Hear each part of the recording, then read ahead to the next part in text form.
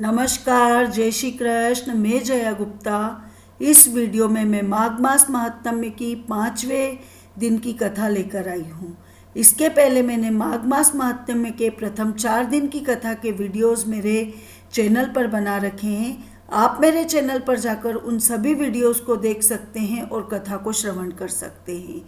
5वें दिन की कथा के रूप में हम 5वें अध्याय के पाठ का श्रवण करेंगे, जिसमें हम तिलोत्तमा के अप्सरा बनने की कहानी का वृत्तांत देखेंगे। इसके पहले मैं आपको माघ मास स्नान की विधि बता रही हूँ। पापों से मुक्ति पाने के लिए, कामनाओं की पूर्ति के लिए और भगवान श्री हरि विष्णु की कृपा प्राप्त करने के लिए माघ मास का स्नान किया जाता है। इस माह में पृथ्वी पर शयन किया जाता है और निराहार रहकर या एक समय भोजन करके तीनों समय के लिए भगवान श्री हरि विष्णु जी का पूजन किया जाता है। सफ़ेद तिल या तिल के लड्डुओं का नित्य प्रति वैष्णव ब्राह्मण को यथाशक्ति उनमें द्रव्य रखकर गुप्त दान किया जाता है। इस मास में तिल का दान महादान माना गया है।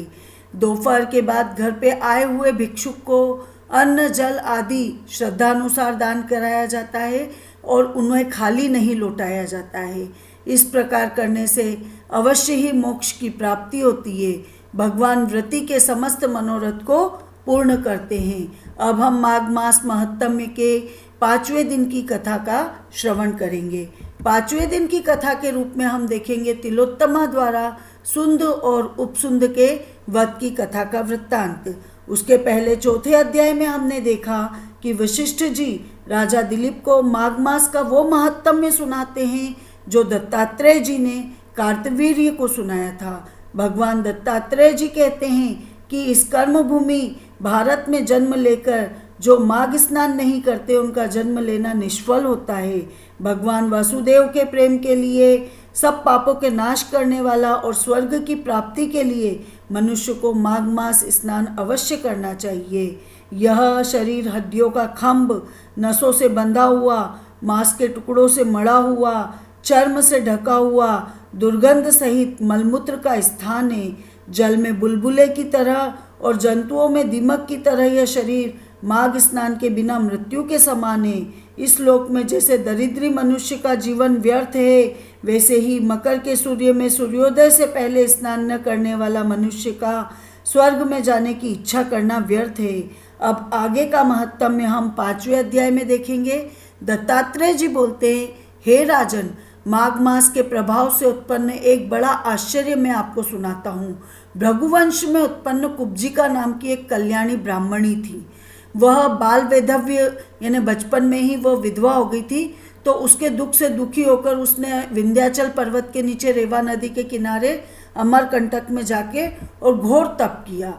वह सदाचारी व्रत धारण करके और भगवान नारायण में लीन होकर जितेंद्रिय, सत्यवादी, कम बोलने वाली, सुशीला, दानशीला और देह को सुखाने वाली ब्राह्मणी पहले रोज ब्राह्मणों को और फिर अपने पितरों को तर्पण देती थी और फिर अग्नि में आहुति देती थी।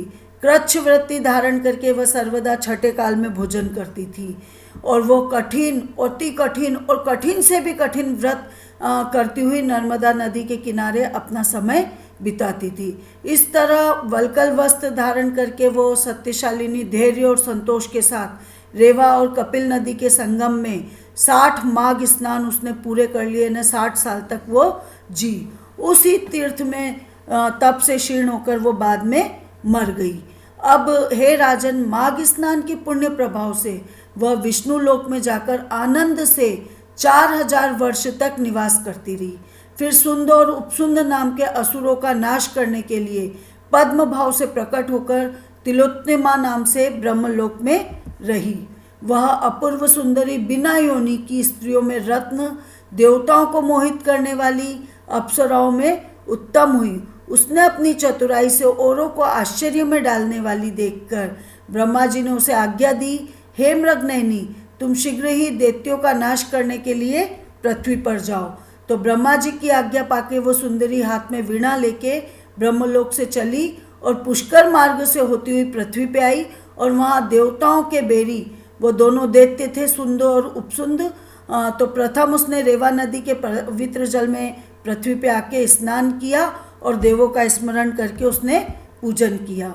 उसके बाद वह बंदूक के फूल के समान लाल वस्त्र धारण करके और सुंदर बजती हुई नुपुर यानी पायजब पहन के और करधनी पहन के वन में ऐसे स्थान पे जाके बैठ गई जहाँ से लोगों की नज़र उस पे पड़े।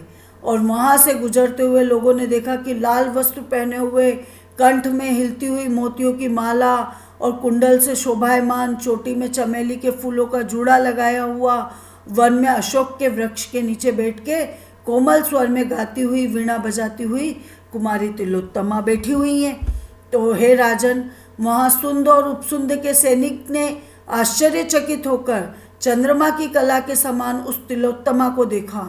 तो वह शीघ्र ही सुंद और उपसुंद के पास जाके और उनको कहते हैं कि वन में एक सुंदरी आई हुई है, और वो बताते कि हे असुरों, न जाने वो देवी है या दानवी है, नाग कन्या है या यक्षिणी है या कोई स्त्री रत्न है, हमें ये तो नहीं पता, पर आप दोनों श्रेष्ठ रत्न के भोगी हो और वह अबला तो रत्नों का भंडार है, अतः वह सुंदरी तो आप दोनों के उपभोग करने योग्य ही है। और वो थोड़ी दूर ही वन में अशोक के वृक्ष के नीचे बैठी हुई है, तो आप और कामदेव को भी मोहित कर दे, वह इतनी सुंदर हैगी।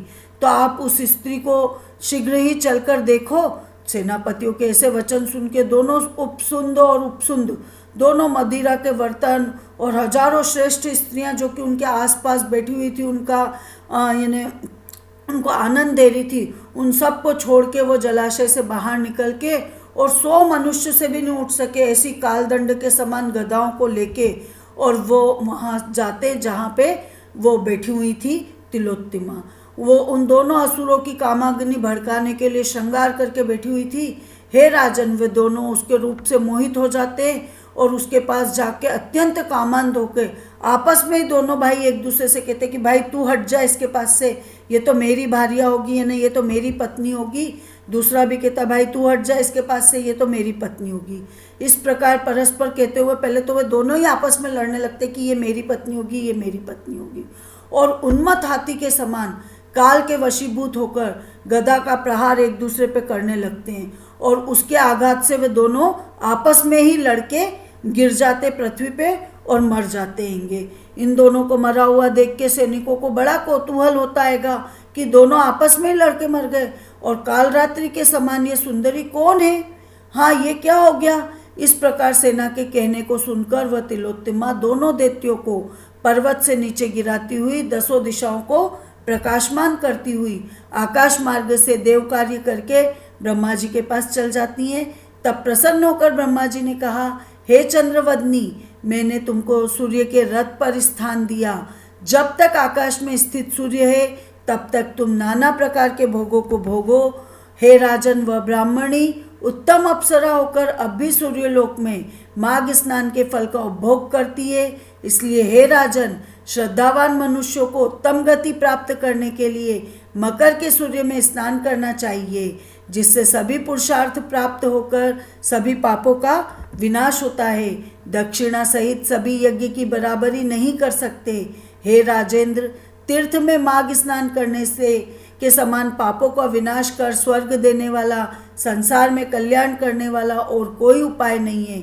इति श्री माघ मास महत्म्य 5वां अध्याय संपूर्ण। आपको मेरा ये वीडियो अच्छा लगा हो तो इसे लाइक और शेयर कीजिए। अभी तक यदि आपने मेरे चैनल को सब्सक्राइब नहीं किया है तो कृपया मेरे चैनल को सब्सक्राइब कीजिए, बेल आइकन को हिट कीजिए ताकि मेरे नए वीडियोस के नोटिफिकेशन आपको तुरंत प्राप्त हो। हिंदू धर्म, संस्कृति, तीज त्योहार, व्रत कथा, रीति रिवाज इत्यादि जानने के लिए मेरे साथ बने रहिए। जय श्री कृष्ण।